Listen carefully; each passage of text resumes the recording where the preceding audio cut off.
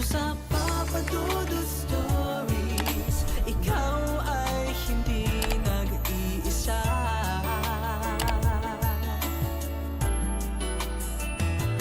Dito sa Papa Dudut Stories, may nagmamahal sa'yo. Papa Dudut Stories,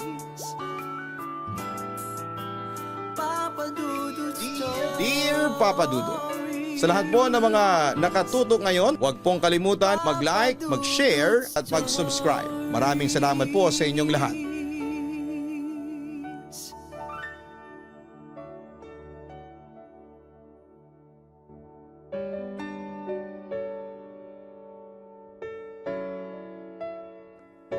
Kumusta kayong lahat? Sana po ay okay lamang kayo habang nakikinig ngayon ng aking kwento sa Papa Dudut Channel. Tawagin niyo na lamang po ako sa pangalang Teddy. 45 years old na sa ngayon at nakatira dito sa San Manuel, Puerto Princesa City sa Palawan. Ang kwento ko ay nangyari sa akin way back 1993 nang tumira kami sa bahay ng aking tiyuhin sa barangay Langogan dito pa rin sa Puerto Princesa City. Bagong gawa lang ang bahay at hindi pa ayos sa mga bintana. Kapapanganak lang ng misis ko sa panganay namin at tanging biniyak na sako lamang ang mga takip sa bintana at kapirasong plywood. Almost 2 months pa lang ang baby namin at ayon sa sabi-sabi ay napakabango daw ng amoy ng bagong silang na sanggol sa mga aswang. Samantala nung mga panahong yon ay kasama namin sa bahay ang aking tiyuhin at kapatid kong lalaki, si Ramon. Kakatapos pa lamang namin kumain ng hapunan, nagtataka ako kung bakit parang hinihila na ang mga mata ko sa sobrang antok na para bang puyat na puyat. Ang nangyari ay nakatulog na pala kaming 3 lalaki at naiwan na lamang nagising ay ang aking asawa. Pagsapit naman ng 11:00 ng gabi ay nag-umpisa nang kumaluskos sa may bintana na sa bandang paanan ng papag na tulugan namin. Nagtataka umano ang asawa ko dahil may tila malaking ibon ang gustong pumasok sa bintana. Nagtagumpay itong makapasok at doon ay napagtanto ng asawa ko na ang ibon ay isang gukgok o sa wikang Ingles ay tinatawag na wood owl na very common na makikita dito sa Puerto Princesa City, lalo na sa mga parteng gubat tulad ng Langogan. Pero sa tuwing tatalon ito sa papag ay hindi ito makasampa gayong 2 dangkalang ang layo ng papag sa bintana. Sabi ng asawa ko, 3 beses daw pumasok ang gukgok pero hindi talaga siya makasampa sa papag. At sa pang-4 na pasok nito ay pinilit na akong gisingin ng asawa ko. At kitang-kita ko mismo ang pagpasok at paglipad nito paikot-ikot sa loob ng bahay namin at lumalabas ito sa kabilang bintana. Sa takot ko ay ginising ko ang aking tiyuhin. Kinuwento namin ang pangyayari. Nagalit siya dahil hindi daw siya ginising kaagad. Alam daw niya na may aswang sa kanilang lugar at nakatira daw ito sa barangay Binduyan. Paglabas niya sa pinto ay nakita pa namin ang gukgok sa may puno ng kaimito at sobrang laki nito na halos kasing laki na ng agila. Nalaman ko rin sa tiyuhin ko na nilagyan pala niya ng tanso ang papag na hinihigaan namin kaya pala hindi makasampa ang ibon dahil kontra nila ang tanso at kaming 3 pala ay napatulog ng aswang. Sa kabilang banda, hindi pa rin ako maniwala noon na aswang yung gukgok na nakita namin. Hindi naman kasi nakakatakot ang itsura nito kumpara sa mga paniki at uwak. Pero sabi naman ng tiyuhin ko, sa lugar namin ang mga gukgok ang ginagawang espiya ng mga nilalang katulad ng aswang, engkanto, duwende, kapre at iba pang mga laman lupa. Ang pag-atake ng gukgok sa bahay namin ay maaaring isang senyales na may malapit na aswang sa paligid. Simula noon ay nagsimula na akong mag-ingat sa mga ibong gukgok. Pinamadali ko na rin ang pag-aayos ng mga bintana sa bagong bahay at nang matapos na yon ay nilagyan ko yon ng mga pangontra sa mga aswang at laman lupa nang sa ganon ay hindi ito makapanggulo sa aking pamilya. Samantala lumipas ang ilang buwan, nakalimutan na namin yung naranasan namin doon sa gukgok at dumating ang kaarawan ng asawa ko. Siyempre parang fiesta ang datingan.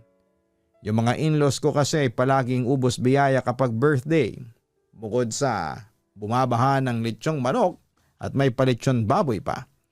Dinuguan, seafoods tulad ng alimasag, hipon at lobsters. Tapos ay hindi siyempre mawawala ang inuman. Bukod sa beer ay may pa-videoke pa ang biyanan ko.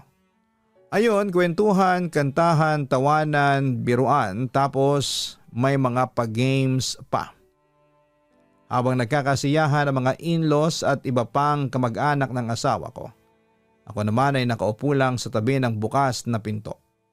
Mag-alas 6 na ng gabi ng mga sandaling yon at malapit ng dumilim. Hindi naman sinasadyang mapalingon ako doon sa punong katapat namin at napukaw ang atensyon ko sa tila nilalang na payat. Hubad as in walang saplot. Mahaba-haba ang kamay at paa at walang buhok ang ulo. Nagtatago ito sa puno at parang nakatingin sa amin. Hindi nga nagtagal ay napatayo ako at tinitigan kong maigi ang nilalang. Kinilabutan kagad ako kasi nakumpirma kong hindi yon tao. Nalaman din siguro ng nilalang na nakatitig ako sa kanya kaya gumanti rin ito ng titig sa akin at mamayang kaunti ay bigla itong nawala sa likod ng puno. Napapikit ako noon, Papa Dudut. Akala ko ay namamalik mata lamang ako. Pero hindi pa ako nakakadilat noon nang biglang may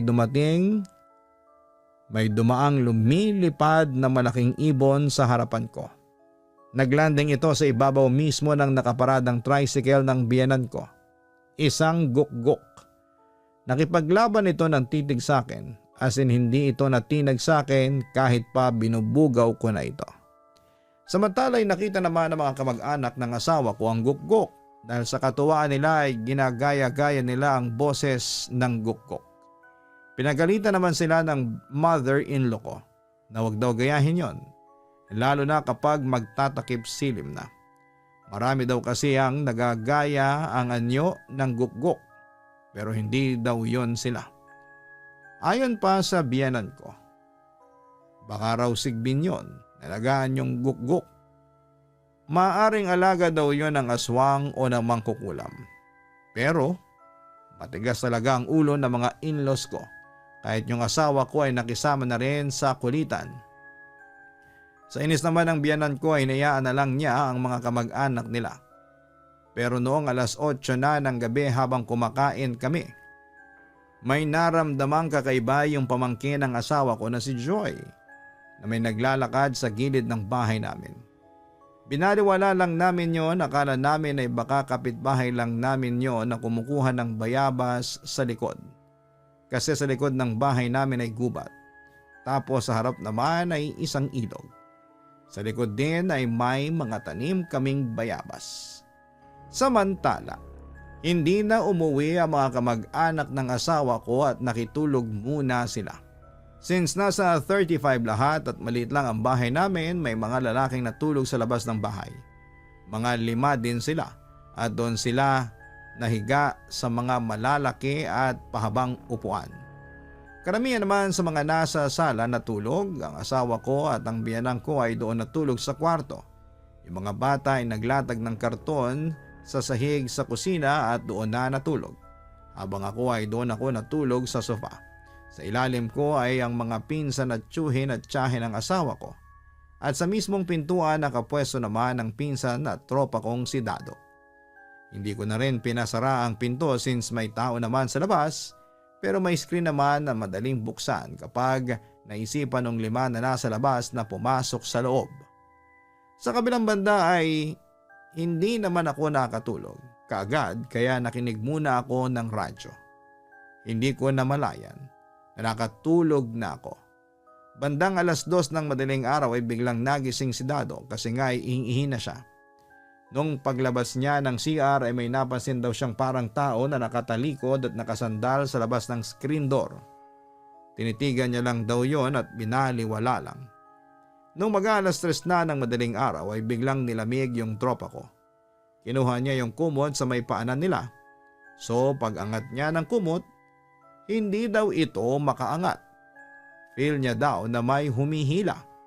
Akala niya lang daw kasi ay kapatid niya na nakikipagharutan. So ayon, naghilahan sila ng kumot. Tapos paglingon niya tulog pala yung mga sister niya. So ayon, kinilabutan na daw siya. Noong tumingin siya sa may screen door ay bigla daw itong nabuksan. Tapos may sumisilip daw sa amin. Akala niya yung isa sa 5 lalaki na nasa labas natutulog pero napagtanto niyang ibang tao ito. Ginising niya yung mga kapatid niya. Yung unang nagising ay yung matatakutin. Ang pamangkin ng asawa ko na si Joy at gulat na gulat ito nang makita si Dado na nakatulala at parang hindi makapagsalita, papadudot at parang naninigas daw. Tapos papunta daw sa may screen door parang hinihila daw si Dado. Hanggang bigla na lang sumigaw si Joy dahil natakot siya sa misteryosong nilalang na tila humihila daw kay Dado. Siyempre nagising kaming lahat at pati na yung 5 kalalakihan na nasa labas. Kaso imbis na tao ang makita namin ay nagulat kami nang biglang kumaripas ng lipad ang napakalaking gugok papunta sa gubat. At dahil sa nagising nga ang lahat, ayun, pinapasok na rin namin yung 5 nasa labas tapos ay kinandado namin ang screen at main door. Doon ay ikinuwento nga ni Dado na isang aswang daw ang umihila sa kanya. Pero hindi siya makasigaw kasi para daw naparalisa ang kanyang buong katawan. Kung hindi pa raw nagising si Joy baka nabiktima na siya ng aswang. Yan yung sinasabi ko sa inyo. Ayaw nyo pang maniwala. Matitigas kasi ang mga ulo ninyo. Wika naman ng biyenan ko patungkol sa babalang sinabi niya bago kami maghapunan. Pero alam mo, Papa Dudut, hindi pa natatapos ang usapan namin nang makarinig kami ng paglipad ng mga ibon mula sa labas. Agad akong sumilip sa bintana at doon ay nakita ko na maraming gukgok ang naglanding sa mga gamit namin sa labas. At lahat sila ay nakatingin sa akin. Dahil dito ay kinilabutan talaga ako at sinabi ko sa mga kasama ko sa bahay na maraming gukgok sa labas. Para mawala ang takot ng lahat ay nagpasya naman ang biyanang ko na mag-lead ng dasal. Nagnovena kami ng mga sandaling yon. After 15 minutes narinig naming nagsilipara ng mga gukgok sa labas. Doon na kami nakahinga ng maluwag. Kinaumagahan pagsikat ng araw, kinausap naman ako ng biyanan ko at pinakiusapan niya kami ng asawa ko na umalis na kami doon sa Langogan. At sa halip ay tumira na lamang kami sa San Manuel. Sasagutin na raw niya ang upa basta masigurado lang daw niya na safe kami. Pero tumanggi pa ako ng mga panahong yon. Dahil nasa Langogan ang trabaho ko at malayo doon sa San Manuel. Samantala pag-alis ng mga kamag-anak ng asawa ko ay muli kong inayos ang bahay at lalo kong dinamihan ang pangontra laban sa mga aswang at mga maligno. Kinausap ko rin ang asawa ko kung gusto na niyang lumipat sa San Manuel. Pero sabi niya sa akin ay hindi pa kami handang lumipat at saka sayang ang bahay namin. Sinabi ko na lang na pag-igihan na lang namin ang pag-iingat lalo na kapag gabi. Hindi naman nagtagal makalipas ang 4 na buwan. Yung biyanang ko naman ang nag-celebrate ng birthday. Siyempre imbitado kami at asahan na maala fiesta na naman ang handaan. Aga pa lang ay dumating na kami sa San Manuel at pagdating pa lang namin ay naabutan na namin ang biyanan ko at mga pamangkin ng asawa ko na nagsimula ng maghanda ng pagkain para sa handaan sa gabi. Siyempre tumulong na kaming mag-asawa at bilang regalo at pakikisama na rin, ako na ang sumagot noon ng mga lechong manok at pansit. Habang nagluluto, narinig ko ang kwentuhan ng biyanan ko at ng asawa ko tungkol sa kumakalat na kwento ng aswang dito sa San Manuel. At isa rin sa senyales nila kapag may aswang ay mayroong umaaligid na gukgok. That time kasi Papa Dudut, yung isang pamangkin ng asawa ko nakakita ng lumilipad na gukgok at naglanding ito sa puno ng mangga. Nagtaka naman ako kasi ang mga kuwago, lalo na ang gukgok, ay mga nocturnal animals o sa gabi lang aktibo. Pero pinakinggan ko lang noon ang kwentuhan ng asawa ko at ng kanyang ina. Ayon sa biyanang ko, may hula-hula ang mga tao sa kanila kung sino ang aswang. Ito raw ay yung babaeng ayaw lumabas ng tahanan. Ang kwento pa ay minsan na raw nagsampa ng kaso ang tinuturong aswang sa kilalang tsismosa ng barangay dahil sa pinapakalat nito na ito ang aswang na pagala-gala kahit na wala naman umanong matibay na ebidensya. Matibay ang paniniwala ng mga tao sa kanila na ito nga ang aswang dahil kumukulo ang isang espesyal na lana na nakasilid sa maliit na bote kapag ito ay papalapit na. Dagdag pa ng biyanang ko ay nasa lahi nito ang aswang. Nagmula raw sa ama nito ang hugis bilog na parang isang itim na ibon na pinapaniwala ang sisiw ng gukgok na ipinalulunok sa isang tao bago maging ganap na aswang. Ito raw kasi ang dahilan kung bakit naghahanap ang taong pinalulunok nito ng laman ng isang tao o ng kung anumang hayop. Ang huling lumunok nito ay hindi raw maaaring mamatay hanggat hindi niya ito na ipapasa sa isang individual na magmamana ng pagiging aswang. Sa kabilang banda, dumating ang nakatatandang kapatid ng asawa ko na mula pa sa El Nido, Palawan. Buntis ito at maglilimang buwan na. Agad na binalaan ng biyanang ko ang anak niya dahil delikado daw dahil nga sa gumagalang aswang. Kaya naman nagbilin pa ito na mamayang gabi ay lalagyan daw niya ng kulambo na may pulang ribon ng higaan ng buntis na anak dahil takot daw sa ganon na mga aswang. Fast forward. Naging maayos naman ang selebrasyon ng birthday at umabot ito ng alas 11 ng gabi. Dumating ang oras ng pagtulog. Siyempre katabi ko ang aking asawa at anak sa papag doon sa sala. Kasama ang iba pa naming kamag-anak. Mag-isa naman ang aking biyanan sa kanyang kwarto. Badang alas 3 ng madaling araw, nagising ako para magbanyo. Pagkatapos kong umihi, lumabas ako ng CR at doon ay nagsimula ng mga yapak ng aking naririnig sa haligi kung saan ay malapit ang papag na tinutulugan ng mag-ina ko. Kaya agad kong tinabihan ulit ang mag-ina ko. Medyo kinabahan at natakot ako pero hindi ko na pinansin. Makalipas ang ilang minuto ay nawala rin ang mga yapak. Ngunit sa bubong naman nagkaroon ng mga yapak. Maririnig mo talaga na tila may dalawang hayop o pusa sa itaas na nag-aaway. Kinabahan ulit ako at kumuha ng asin sa kusina. Nag-sign of the cross pa nga ako. Dala-dala ko ang garapon ng asin at naupo ulit sa papag upang bantayan ang mag-ina ko.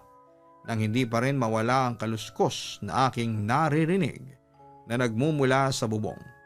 Pagkatapos noon ay may kung anong malakas na tunog sa lupa dahil may tumalon mula sa bubong. Tinignan ko ang bintana at laking gulat ko nang may nakita akong dalawang kasing laki ng taong parang hayop na balot ng itim na balahibo. Napakabilis nilang gumalaw. Tila nag-aaway ang dalawa. Nakita nila akong nakatingin sa kanila papadudot at kumaripas papalayo. Parang tumakbo na pagapang-gapang ngunit hindi mo dinig ang pagtakbo sa lupa dahil sa sobrang bilis. Naalarma naman ako at hindi lang asin ang kinuha ko, kumuha na rin ako ng kutsilyo para takutin ang mga aswang na lisanin nila ang bahay namin. Kasi kung hindi ay handa ko silang patayin.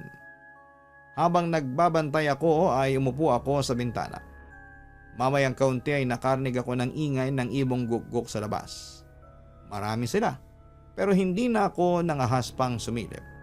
Nagising naman yung ibang mga kasama ko doon sa sala kasama na roon ang asawa ko at tinanong nila kung anong problema. May mga gukgok sa labas. Pero kanina ay may dalawang aswang akong nakita sa labas. Ang sabi ko sa kanila. Agad namang bumangon ang mga kalalakihan sa amin at naghanda na sa posibilidad na pag-atake ng mga aswang sa bahay namin. Habang patuloy sa pag-iingay ang mga gukgok sa labas. Pero wala ni isa sa amin na ang lumabas dahil na rin sa babala ng aking asawa. Hayaan na lang daw ang mga gukgok sa labas, total ay mag-uumaga na rin daw at malapit na ring sumikat ang araw. Pagsikat ng araw, sabay-sabay nagising ang biyanan ko at yung babaeng kamag-anak ng asawa ko at nagpasya na rin kaming mag-asawa na umalis na ng maaga. Dahil nung araw na yon ay kinailangan namin bumalik sa Langogan dahil may dadaluhan pa kaming binyag ng anak ng kapitbahay namin sa Langogan Southern Baptist Church. Tanghali na kami nakabalik sa Langogan at nagpasya ang asawa ko na ako na lang ang umattend kasi masama daw ang pakiramdam niya. Alas 4 ng hapon nagsimula ang binyagan, pagkatapos bandang alas 6 ang selebrasyon at handaan kung saan ay sumama na ang asawa ko sa kasiyahan. Total ay katabing bahay lang naman ito. May kakaibang matandang bisita ang kapitbahay ko. Naobserbahan ko yon mula sa malayo at napansin kong tahimik lamang itong nakaupo sa gilid. Napansin ng kapitbahay namin na lahat ng pagkain inaalok nila sa matanda ay hindi nito ginagalaw dahil may bawang ang mga ito. Isa sa mga bisita noon ang nakainom na at bigla siyang sumigaw. "Aswang yan! Tingnan nyo! Hindi man lang magalaw ang pagkain dahil may bawang," dagdag pa niya. "Tingnan nyo mamaya! May malaking gukgok na dyan sa may puno." Ang dami niyang sinasabi at pinahiya niya ang matanda. Dahil dito ay nagdesisyon ang kapitbahay ko na ipahatid na ang matanda sa bahay nito. Ang naghatid sa kanya ay ang kapitbahay kong lalaki, si Rolly at ako. Habang hinahatid namin ang matanda, natatakot kami kasi tahimik lamang ito. Madilim din ang daan at ang mga mas nakakakilabot pa ay napansin naming pula ang mata ng matanda. Kitang-kita namin yon dahil walang ilaw sa daanan nila. Nang makarating na kami sa bahay ng matanda ay nagpaalam na kami para bumalik. Pero bigla kaming hinila ng matanda at sinabing sumama na kayo sa akin. Buti na lang at nagpumiglas kami ni Rolly at mabilis na tumakbo pa uwi. Nang lingunin namin ang matanda ay nakatayo lamang ito at nanlilisik ang pula niyang mga mata habang nakatingin sa amin. Pagka-uwi namin ay agad na kinuwento ni Rolly ang nangyari sa amin sa mga taong nandoon. Maya-maya lang ay napansin nila na may malaking gukgok sa puno malapit sa bahay tulad ng sinabi ng bisita nila. Nang makita ko yon ay mabilis na hinila ko ang asawa ko na karga ang anak namin at nagmamadali kaming nagpaalam kina Rolly. Pagdating sa bahay ay sinabi ko kaagad sa asawa ko na ihanda ang lahat ng pangontra sa aswang dahil kutob ko ay babalikan ako ng aswang. At hindi nga ako nagkamali, Papa Dudut, dahil kinagabihan ay nagising na lamang kami ng asawa ko na maingay ang mga gukgok sa labas. Akala siguro ng aswang ay matatakot kami pero sa halip na matakot ay nag-ingay pa kami. Minura namin yung aswang at nagbukas pa kami ng mga ilaw. Kinalaunan ay narinig kong sabay-sabay na nagsiliparan palayo ang mga gukgok. Papa Dudut, sa puntong yon, napagtanto ko na kahit saan pa kami tumira ng asawa ko ay meron kaming mararanasan at may engkwentrong aswang. Kaya nagpasya kami na mamalagi na sa Langogan. Ngunit may mga nangyaring pagsubok sa buhay namin at kinailangan naming lumipat ng bahay sa San Manuel. Sa ngayon ay nasa San Manuel na kami, malaki na rin ang panganay namin at may sumunod pang 3 sa kanya. Bale, sumatotal ay 4 na ang anak namin ng misis ko.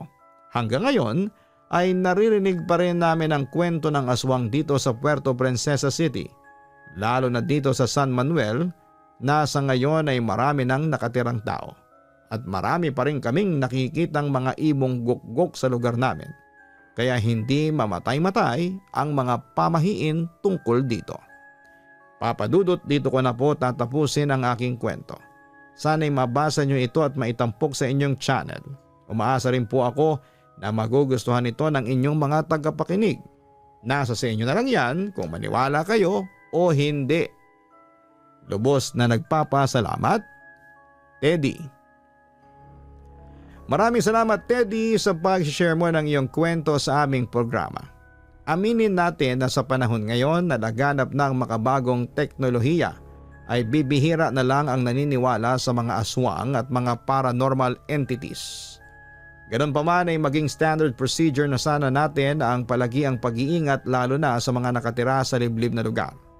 Manatiling maniwala sa Diyos at magdasal sa Kanya gabi-gabi nang sa ganoon ay maging maayos ang buhay natin at hindi tayo lapitan ng mga masasamang entities tulad ng mga aswang na nagpapanggap na gukgok.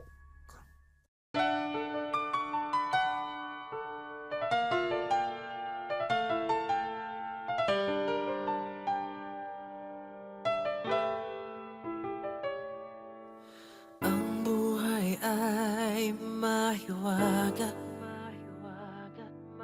laging may lungkot at saya. Sa Papa Dudut Stories, laging may karamay ka.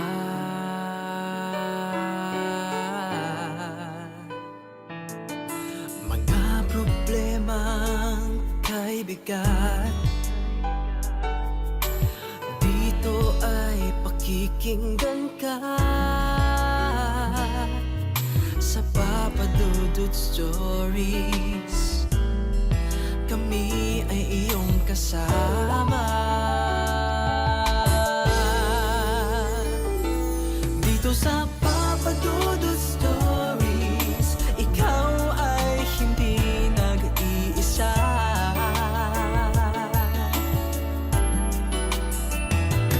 Dito sa Papa Dudut Stories, may nagmamahal sa'yo. Papa Dudut Stories, Papa Dudut Stories, Papa Dudut Stories.